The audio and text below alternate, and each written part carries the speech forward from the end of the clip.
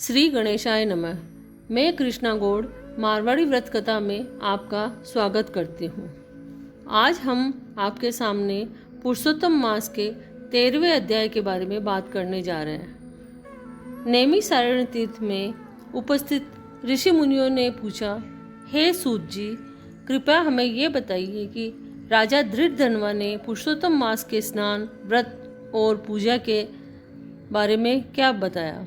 उन्हें विशाल राज्य, पतिव्रता स्त्री, पौत्रादि, अनंत सुख एवं योगीजन दुर्लभ भगवान का लोक कैसे मिला। सूत जी बोले, हे ऋषियों, श्री नारायण ने भी नारद जी को ये इतिहास पहले कहा था, वही मैं तुम्हें सुनाता हूँ। हे मुनियों, ये पापनाशक कथा गुरुमुख से जैसे मैंने सुनी थी, वही धृतधन्वा राजा की कथा तुमको सुनाता हूँ। श्री नारायण बोले, हे नारद, राजा धृतधन्वा की गंगा जी के समान पवित्र पुरानी कथा तुम सुनो। चित्रधर्मा राजा के बड़े तेजस्वी, सत्यवादी, धार्मिक, सर्वगुण संपन्न पुत्र राजा धृतधन्वा हुए। उन्होंने चारों वेद बड़ी प्रसन्नता एवं चतुरता के साथ पढ़े। जिस प्रकार भूली बात दोहराने की याद हो जाती है, उसी प्रकार गुरुजी से एक बार सुनने मात्र से आपने सभी वेद याद कर लिए। विद्या अध्ययन करने के उपरांत गुरुजी को दक्षिणा देकर आज्ञा प्राप्त कर अपने पिता के नगर में आए। नगर निवासियों ने आनंदित करते हुए अपने महल में पहुंचकर पिताजी को प्रसन्न किया।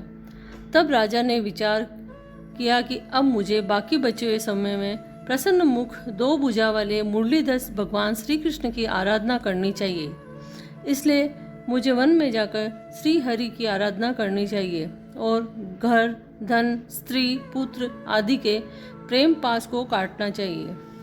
ऐसा दृढ़ निश्चय करके अपने योग्य पुत्र धृतधन्वा पर राज्यभार छोड़कर राजा ने मन में श्री कृष्ण का ध्यान करते हुए तपस्या प्रारंभ कर दी तथा राजा चित्रधर्मा तपस्या करते करते बैकुंठ को प्राप्त हुए।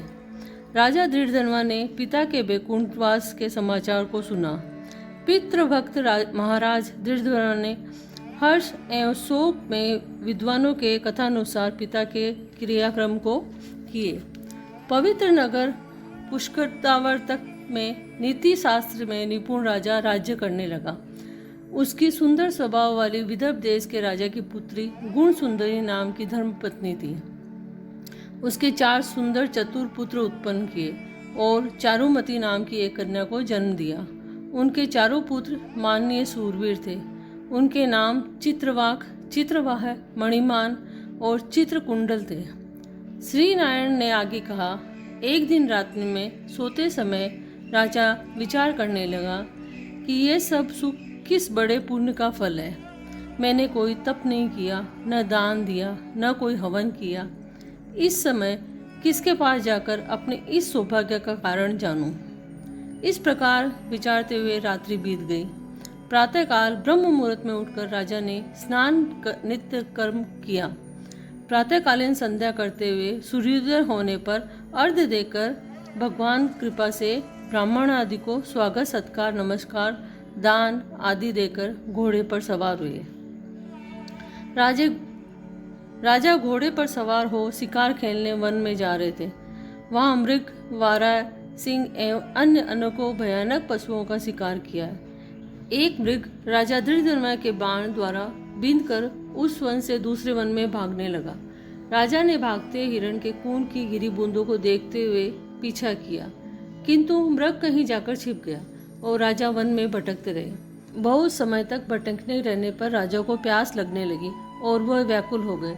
जल की खोज करने पर उन्हें एक बड़ा सरोवर दिखाई दिया। वहां जाकर जल पिया और फिर किनारे पर जा बैठे। राजा ने वहां एक बड़ का पेड़ देखा। उस पेड़ से घोड़े को बांधकर राजा बैठ गए। उसी पेड़ पर एक तोता आकर बैठ गया। वह तोता मनुष्य की सी बोली बोल रहा था। राजा उसे सुनकर बड़े आश्चर्य में पड़ा।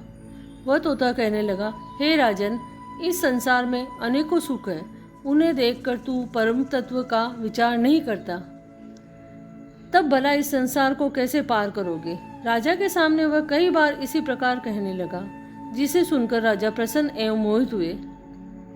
राजा विचार करने लगा कि यह तोता नारियल के समान अगम्य सारपूर्ण श्लोक बार बार बोलकर क्या कह रहा है? श्री वेदव्यास जी के पुत्र श्री सुखदेव जी है क्या, जो संसार में डूबे मुझ जैसे मूर्ख को चेतावनी दे रहे? इस प्रकार राजा विचारने लगा। इतने में वहाँ शिकार में बिछुड़ी सेना भी आ गई। तोता राजा को ज्ञान का ये उपदेश देकर उड़ गया और राजा भी तोते के वचनों को याद करते हुए अपने नगर में आ गए। महल में आकर चिंता में डूबे राजा ने खाना पीना, बोलना सोना सब छोड़ दिया। एक दिन राजा के पास एकांत में आकर रानी गुण सुंदरी बोली, हे राजन, आप इस प्रकार की उदासी कहाँ से ले आए? उठिए, बातचीत करिए, सुख भोगिए। रानी के बार बार अनुभव करने के बाद राजा ने कोई जवाब नहीं दिया, क्योंकि राजा तो बार बार तोते के देवताओं के भी समझ में न आने वाले सार निर्भव वचन याद करके विस्मित हो रहे थे। रानी ने राजा की ये दशा देखकर लंबी सांस छोड़ी और बड़ी दुखी हुई, किंतु सोचने पर भी पति के चिंता का कारण न समझ सकी। राजा को भी इस प्रकार सोचते हुए बहुत सा समय बीत गया तथा इस दशा से उबरने का कोई मार्ग नहीं मिला। इसी प्रकार पुरुषोत्तम मास के 13वें अध्याय की समाप्ति हुई।